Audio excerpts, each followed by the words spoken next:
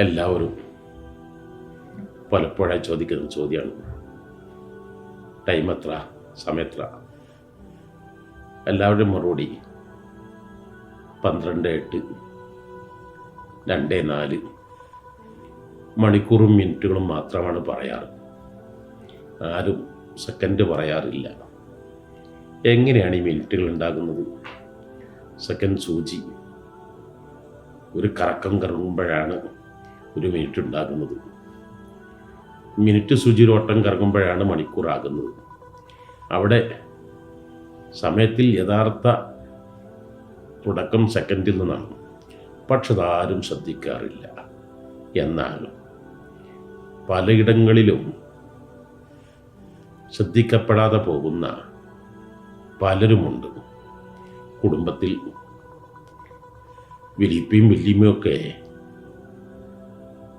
80ഉം 90ഉം ഒക്കെ എത്തിയപ്പോൾ അവർ ശ്രദ്ധിക്കപ്പെടാതെ പോകരുത്.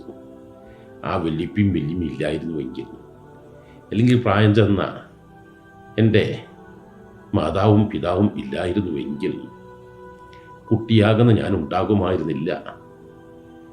അവരോട് പ്രായാധിക്യത്തിൽ ഒരു ഛ എന്ന പദം പോലും പറയരുത് എന്നാണ് പരിശുദ്ധമായ ഖുർആന്റെ പ്രഖ്യാപനം.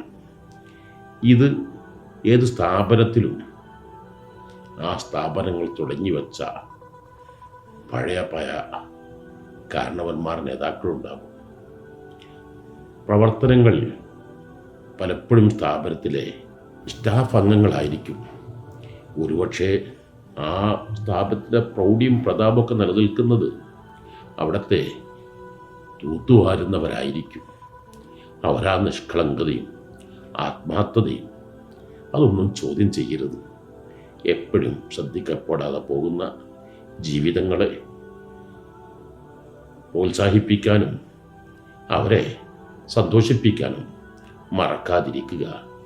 വീട്ടിലേക്ക് കയറി ചെല്ലുമ്പോൾ ആദ്യം തൻ്റെ ഉപ്പ വലിയുപ്പ, തൻ്റെ ഉമ്മ വലിയുമ്മ സന്തോഷിപ്പിക്കാൻ അവർക്ക് എന്തെങ്കിലും ആവശ്യമാകുന്ന ചെറിയ വസ്തുക്കൾ കൊടുത്താൽ അവരുടെ മനസ്സിൽ നിന്ന് സന്തോഷാധിക്യം കൊണ്ട് അവർക്ക് വരുന്ന ചില പ്രാർത്ഥനകളുണ്ട്.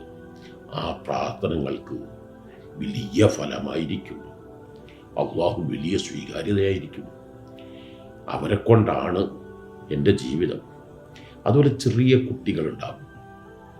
ആ കുട്ടികളെ മാറോട് ചേർത്ത് പിടിച്ച് അവർക്ക് ഉമ്മ വെച്ച് അവരോട് വലിയ സ്നേഹവാത്സല്യ സംസാരങ്ങൾ നടത്തി അവരെ മനസ്സ് സന്തോഷിപ്പിക്കുക. അവരൊക്കെയാണ് നമ്മുടെ കുടുംബത്തിലെ വിജയത്തിൻ്റെ മാനദണ്ഡം. അതുപോലെ തന്നെ പ്രവാചക തിരുമേനി പഠിപ്പിക്കുന്നത് വീട്ടിലുള്ള കോഴികളും ആടും മറ്റു ജീവികളൊന്നും മറന്നു പോകരുത്. അവരെല്ലാം സംരക്ഷിക്കേണ്ടവരാണ്. ഇതെല്ലാം വലിയ പുണ്യം. ചെറിയ കുട്ടികളും പ്രായം ചെന്നവരും മനുഷ്യതര ജീവജാലങ്ങളും ഇല്ലായിരുന്നുവെങ്കിൽ ഈ പ്രപഞ്ചം എന്നോ നശിപ്പിക്കപ്പെടുമായിരുന്നു എന്ന് പ്രവാചക തിരുമേനിയുടെ മഹൽ വചനം എല്ലാവരും ഓർക്കുക.